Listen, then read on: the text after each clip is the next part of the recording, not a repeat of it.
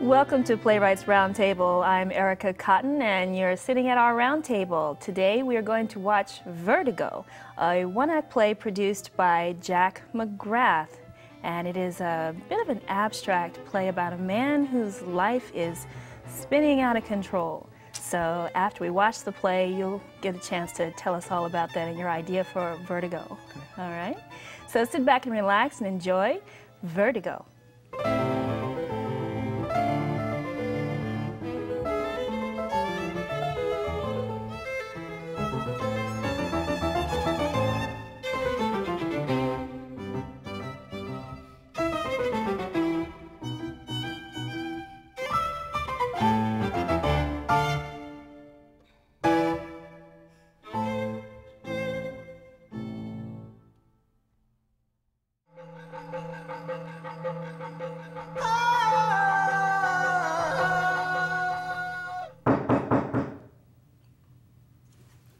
I don't want to be disturbed now, Lucy. I told you. Who sent you here? Where's Lucy? Well, there was nobody at the front desk. Do you have an appointment? Yeah. Really? And your due date? What? I am an OBGYN. You have the wrong office. No, I got the right place. You're gonna help me. I specialize in delivering babies. And curing vertigo. You are mistaken. Now, please, I have an appointment. Everything that they prescribed I'm sorry, I cannot help you. Steroids, channel inhibitors, I do not treat what you call vertigo. Now, please. This one, MOA inhibitor. Hell, Doc, I don't think I got any MOA to inhibit. There's nothing I can do. It's gotta be. Please. When it starts, it's like I'm standing on top of a mountain. And then some bastard starts pulling, yanking it right out from under me. Nights. Them's the worst. Because they're all alone in the dark. It feels like I'm tipping off the side of the world. I can't do this anymore. Then I found out about you. I'm calling security. They say you got some kind of magic. I am a doctor of medicine. Just tell me what I gotta take. Maybe I take them all. That it? I take all of them? None of those can help you. Then tell me what I gotta do! You gotta. See, I know about you, Dr. Laxmi. I know all about you. What are you saying? I know you came from Indonesia 5 years ago. I know you ain't certified to practice medicine over here. Hell, you weren't even certified to practice over there. You did something else over there. Right, Doc? Who sent you here? Nobody. I found your name on the internet. Found a few other things, too. Things you probably don't want people knowing. What do you want? Used to be. I'd get a little dizzy now and again. It'd go away. I could handle it. But now it's coming on more and more. I can't live like this. Just give me one of them magic pills they say you got. Just write me a script and I'll be on my way. There is no pill. There's gotta be. They said you could fix this. 100% cure. That's what it said on the internet. Do you really want to be cured? What the hell do you think I'm here for?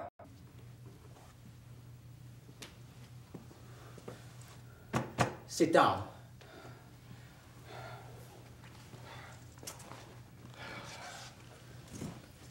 Now, what do you do when it's dark? The vertigo? Well, it used to be I could fight it back. But it's coming on all the time now. You need to let it come. You crazy? Look, just give me a pill, a shot, something. If you want to be cured, you will do what I say. Now, tilt your head back.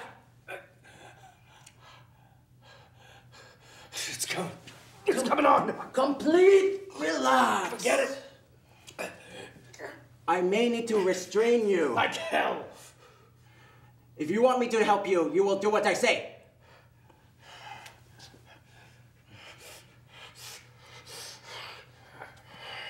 You may hear voices. I do, sometimes. Let them come too. What are you doing just sitting there, boy? Get up! Do something with your life, why don't you? I'm a little busy right now, Ma. Mr. Big Shot. Too busy to keep anything clean? Ma, you don't have to worry about cleaning up right now. You're dying. Oh. And I suppose after I'm gone, you're gonna do it? Life you've led. These are the visions you kept repressed. Repressed? You don't know Ma. She's lying in a bed right now over at Mercy. All she can think about are them dirty hospital floors. She stares at them all day. The doctor says she's got days to live. Ha! Shows what they know. I died 10 minutes ago. Have you been by to see her? I ain't good with sick people, Doc. But she's your mother. I called her. All she could talk about were them dirty hospital room floors. Says she stares at them all day, just waiting on somebody to come clean them up. Oh, I can't just let the dirt build up like that. Pretty soon you got yourself a mess nothing'll clean. I got a feeling this one's gonna be bad, Doc. This one's gonna be... What are you doing? In Bali, where I come from, there is a word. Ka-iket. It means to be tied to the world. I ain't good at being tied to something. And that is your problem. Like most Westerners, you see, connection is obligation, commitment. Are you coming, Joey, or what? Yeah, about that, Brenda. You see them as inhibiting your freedom. You said you'd come. I said maybe I'd come. But these obligations are what bind you to the world. Room 716, Bellagio, Vegas. Without these connections, we simply fly up into space. You got my note, right? You were supposed to be here hours ago. He's gonna be late for his own funeral. Not that he'll even show up for mine. Did you tell your wife yet, Joey? I got a feeling this one's gonna be bad, Doc. This one's gonna be real bad. I'm talking to you, Joey. Room's tilted, like I'm spinning off now. Are you sure this is gonna be tight enough? Oh, I brought some rope too, Joey. The world is a grid of connection. The more you have, the more stuck you are to the planet. I'm feeling awfully stuck right now. What are you doing? You said we were going camping this weekend. Sure, Petey, sure. I told you that, didn't I? I'm gonna tie you to the bed, and then... Oh, hold this filth! It won't come out! Just leave it, Ma. You don't have to worry about the floors no more. Oh, I wasn't worrying about the floors, Joey. I was watching the door. Well, I just knew you'd be coming to see me. Starting college next week. So if we're ever really gonna do this camping trip thing, it's our last chance. I just knew it. Right up till the last minute. You told her, right? Your wife? Transition. When we move from place to place on the grid, that's where you can become unstuck. I can't do this. Doc, cut me loose. And that's where you lose kaiket, or as you call it... Come on, Dad! You're talking about this thing for years now. Are we doing it or not? Vertigo. I told Jerry about us, Joey. Your husband? I never said I'd come. Oh, it's okay. He's fine with it. Just wants to talk to you about it, that's all. Cut me loose, Doc. Get me out of here. Just wants to show you his knife collection. But he's all talk, Joey.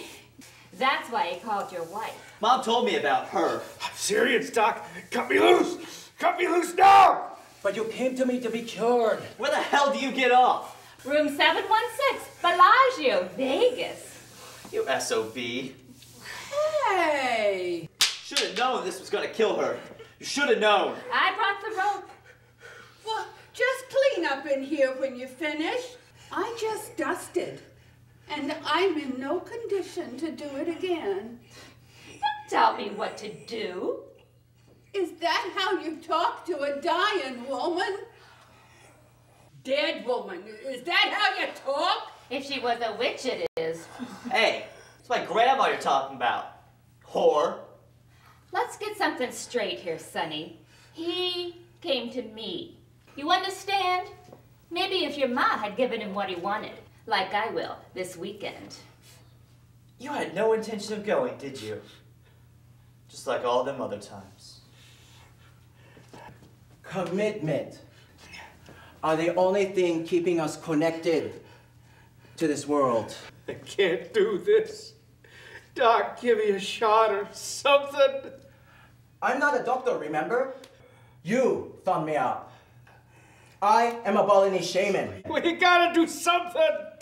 I do something. I bring babies into the world now. I swear to God, you don't help me with this, I'll get you shut down. I'll call the INS. You Americans and your independence. What's it going to be, Joey? You coming, Dad? Don't worry about me. I'm dead already. With babies, that's all they have. Connection, hope. Ka-e-ket. Ka-e-ket. Ka-e-ket. Ka-e-ket. Ka-e-ket. Ka-e-ket. You gotta stop this. Ka-e-ket. This isn't real. None of it. It's all my illusion. It's in your own head. Well, you gotta do something. Ka-e-ket. Ka-e-ket. What about the magic? There is a ritual. Anything. You have to let yourself go. Anything. Just tell me what I gotta do. Just make them stop. If you let yourself go, you'll be reconnected. I just don't want to fly off of this world. You'll give up your freedom. You said you could fix this. Ket. 100% cure! Yes. No complaint. Ka-e-ket. Ka-e-ket! Ka-e-ket. Yes, Ka-e-ket. you've got some splaining to do, Yeah. Jack, on that one. It's kind of abstract, but I'm sure you're going to break that down for us, especially how you came about with using Vertigo for a one-act play. Okay. That should be interesting. Stay tuned. We will be back with Jack McGrath and Vertigo right here on Playwrights Roundtable.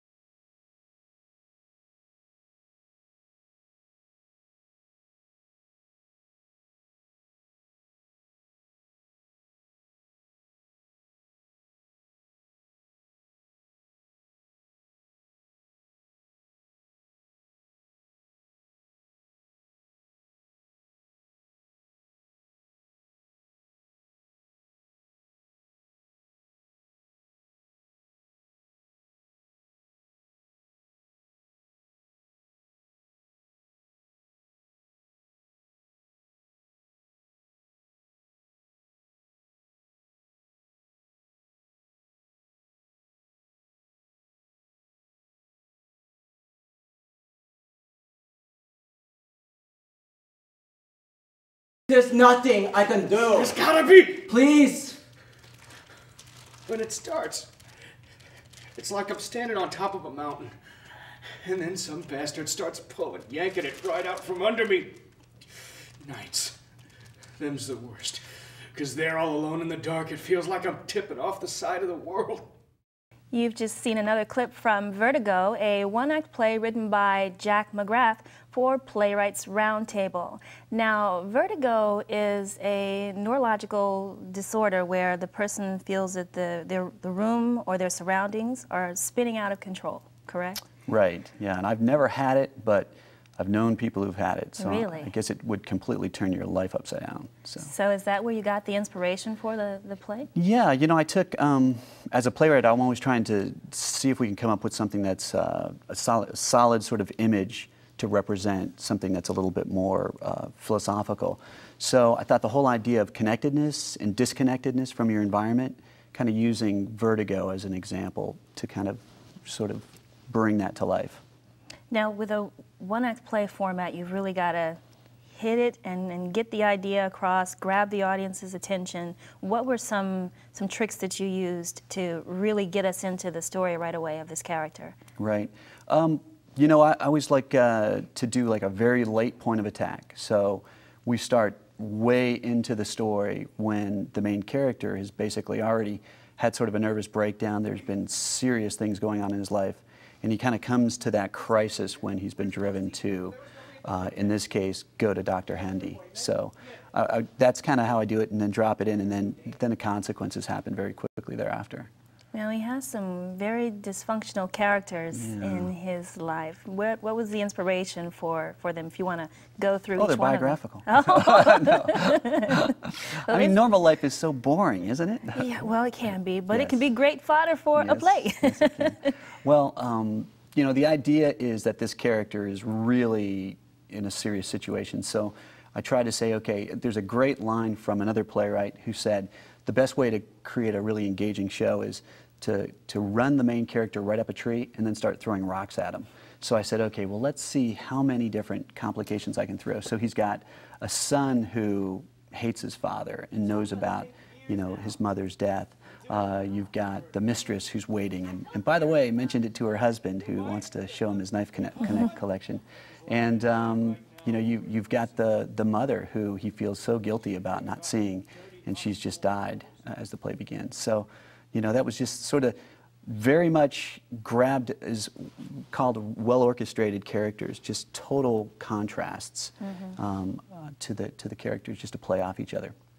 Well, let's get into the more abstract piece of it. You've got this doctor who is really an OBGYN, but he's a Balinese shaman. Right. Okay, right. with a very special word that catches you off guard, ka-i-ket. Ka-i-ket. How'd you find that? Well, going to school in liberal arts over at Rollins, we studied Indonesian culture.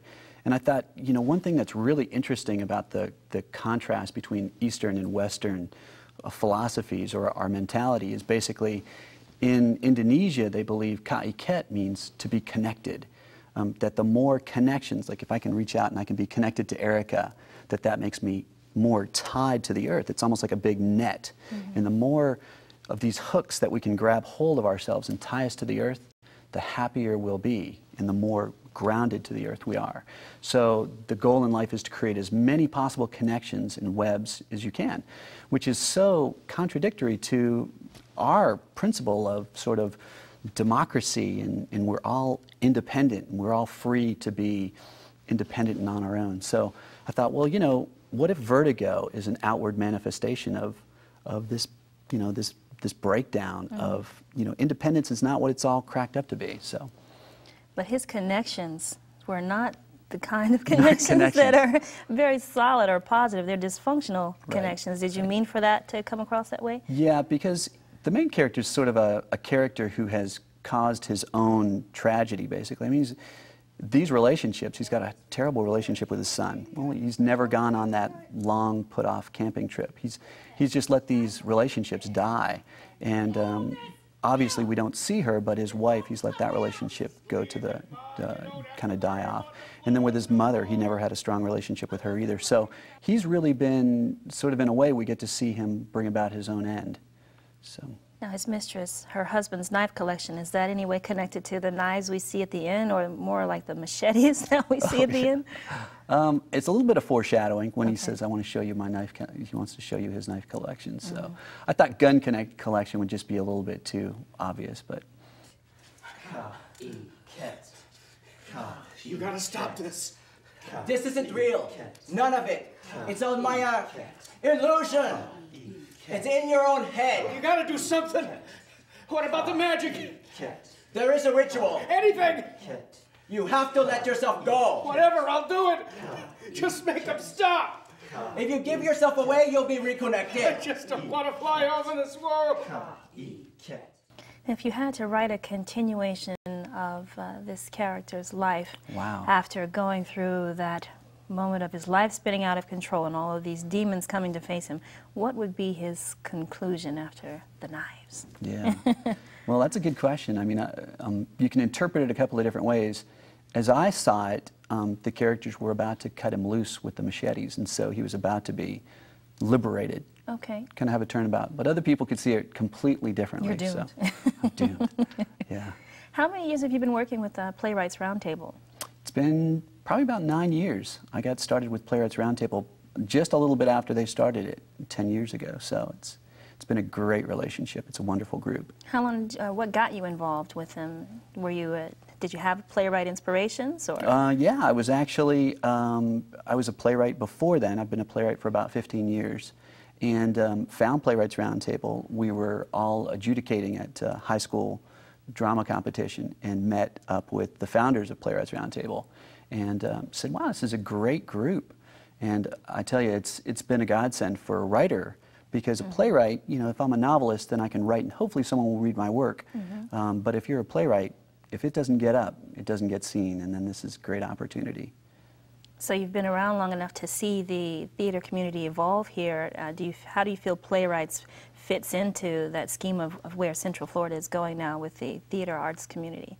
I think actually it's been pretty pivotal at the time that now we have Orlando Shakespeare Festival that's grown their play labs, and we're getting more and more new play competitions and festivals going on.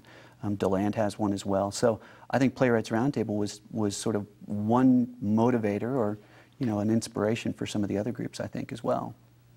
Do you have any ideas or words of wisdom for someone who's maybe trying to write that first play? Or would this be a nice springboard, a small group like this, where you just do a one act and you're able to get some feedback and grow that way? Absolutely. Yeah, the Playwrights Roundtable offers free workshops the second Sunday of every month over at Rollins College campus.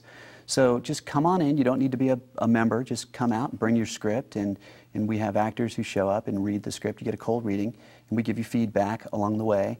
And then to membership and to Florida at large, we open up competitions, annual competitions to read scripts. So one acts are a great springboard to a full length. So full lengths are a little tougher.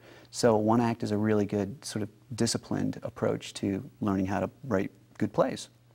Now, we didn't talk too much about the directing piece of this because as the writer, you probably take more of a hands-off approach. To the actors, or, right. Or do you? Do you try and stay with the directing through the process? Or Nope, not at all, not at all. It's very much a collaborative environment. The theater, which some people love and some people hate, is that once you write it and you hand that script over to the director, it's the director's baby. So Nicole was great as a director to work with the cast and interpret the script and produce it.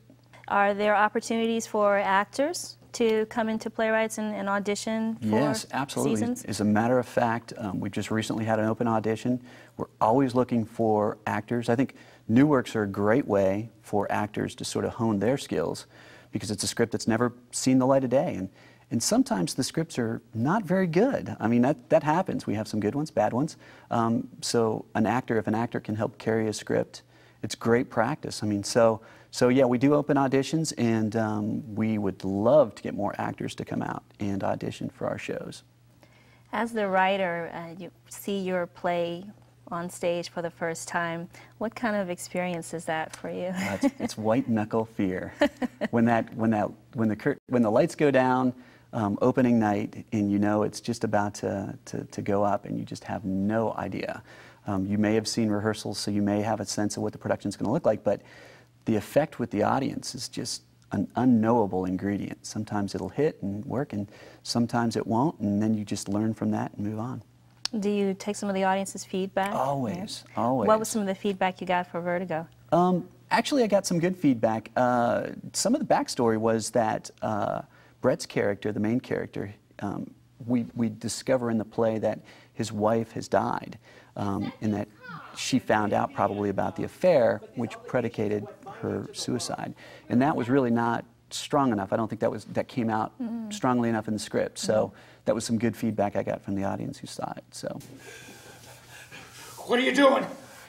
In Bali, where I come from, there's a word. Ka-i-ket. It means to be tight to the world.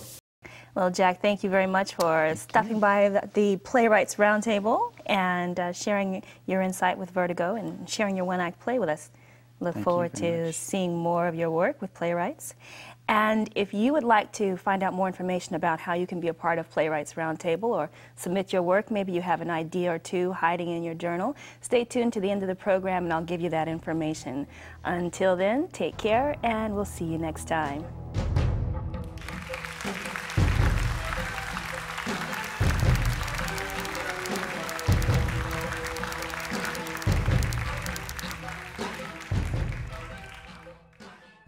Playwrights Roundtable provides opportunities for authors to have their work read by professional actors.